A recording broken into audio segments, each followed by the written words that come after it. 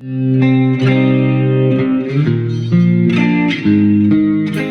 guys, it's Malibu. Welcome back to my channel. So I did my red flags of dating trans women last week and you guys seem to really like that one. I feel like most of you agreed with me in the comments, but I did see a couple of extra ones that were added, which was interesting. So today I kind of want to do a bit of a follow-up to that and talk about some green flags. I'm really just talking about what trans women want when it comes to dating. I think it can be hard for men trying to navigate the situation, or women if they're cis, because it is something that's a bit different, and if they haven't dated a trans person before, it's something that they're not used to. So I think there's sometimes a tendency to overcompensate, like constantly talking about it and stuff like that. I think the main thing to remember is that actually we didn't want to be treated any differently at all. And that is the number one green flag that I can tell you guys. You know, whether you're dating a cis woman or a trans woman, you really shouldn't treat us any differently. The majority of trans women don't want to be fetishized. We don't want to be treated as sex objects. Of course, I did my red flags video, and other than just the opposite of that, be single,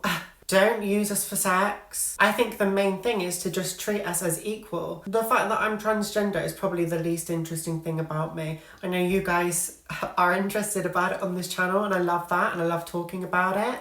But I would say in real life, I talk about it very little, actually. I think that's important to remember if you're dating a trans woman, because we don't always want to be talking about it. We don't need it to be brought up all the time. I did say in my other video that it's a red flag if you aren't willing to tell your friends and family about me. But equally, you don't always need to lead with, oh, my trans girlfriend. You don't need to do that all the time. It's actually nice to just not have to think about that all the time. My boyfriend is really, really good at this, actually. He's my biggest supporter. He's got a trans flag t-shirt. He'll be out wearing that. But actually, I don't love it when he wears that, because it's like, it draws attention to it. Do you know what I mean? I love that he is a supporter. He wears it to work and stuff like that. Fine. He's got a little badge too. He's so cute. But the majority of the time, he won't introduce me as like, oh, that's Malibu, my trans girlfriend. He won't do that. It's just like, that's Malibu, my girlfriend. And if it comes up in conversation, he'll tell them that I'm trans. But there's often times where he won't say that straight away, because it's just not necessary to talk about that all the time. I think behind the scenes though, where there's nobody else involved, it's also important to remember that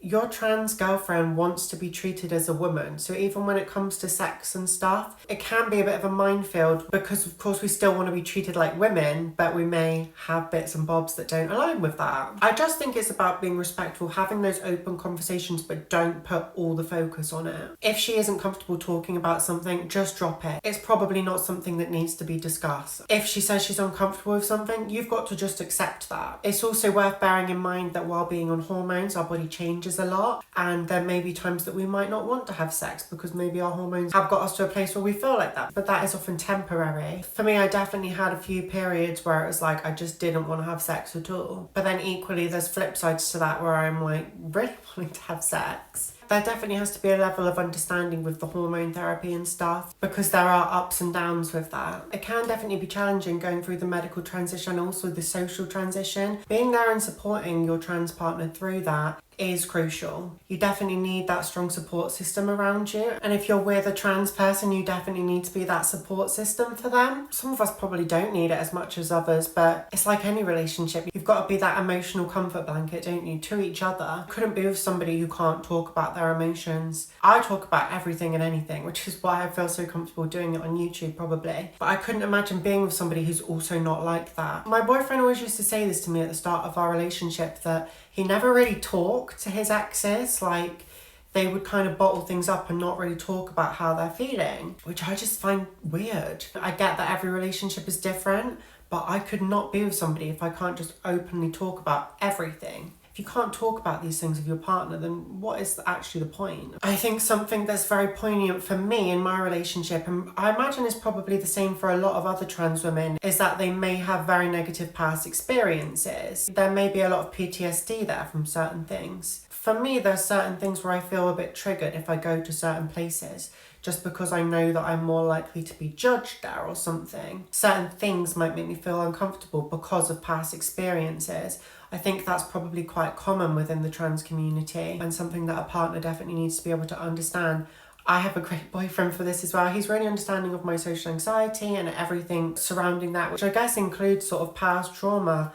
I would say probably there's others that have it a lot worse than me, and I think it's an important thing to remember. Everybody has their struggles, whether you're trans or cis. I think it's definitely important to understand that there may be these particularly gender-focused struggles with trans people. For example, maybe they were bullied in school and some of that trauma they still carry with them today. Perhaps, like me, their family weren't too accepting of their transition, and so again, that's something that they're probably going to carry with them. I think just affirming the person's gender is always the main thing. Don't ever misgender them. Always think of them as a woman only, or of course if it's a trans man, a man. She shouldn't ever feel like she's anything other than herself around you. She should be the fullest and most confident version of herself. I definitely am around my boyfriend. He sees the good, the bad and the ugly. And of course, body positivity. This one is something I struggle with. I'm always complaining about how I look and things like that, but my boyfriend is always there being positive about it, being like, oh no, you look great, look at your body, you're beautiful, etc. I think that's really important for any woman, but particularly for trans women who may need to hear that more than others. Is it me or does my hair look shit today? I feel like I always think it looks shit. Anyway, I'm going to say it again, guys. I just think at the end of the day, the main thing is respect and just treating us like a normal woman. It doesn't matter that we're trans most of the time. Like, it's not that big of a deal. It's probably the least interesting thing about me. Did I already say that? I don't know, but it is. So just treat us how you would treat anyone else. Treat us with kindness, with love, and you can't go far wrong. I do feel like there's a lot of guys out there that don't get that, who don't really respect trans women but want to sleep with them. Do you know what I mean? I feel like I had a lot of that in my past. And it's just really nice when you do find that person who is just the biggest green flag, just treats you with respect and love, and it's all anybody can really ask for in life, isn't it? Without my boyfriend, I'd definitely be a lot less confident of a person. And I really hope that all of you guys out there find somebody like my wonderful boyfriend. Or of course, if you're somebody who's interested in trans women, I hope you find your perfect trans woman. As always, let me know what you think in the comments, guys. And don't forget to subscribe if you're new here. I will be back very, very soon with some exciting content, hopefully, that I'm filming today, if it all goes to plan anyway. And I will see you next time, guys. Bye-bye.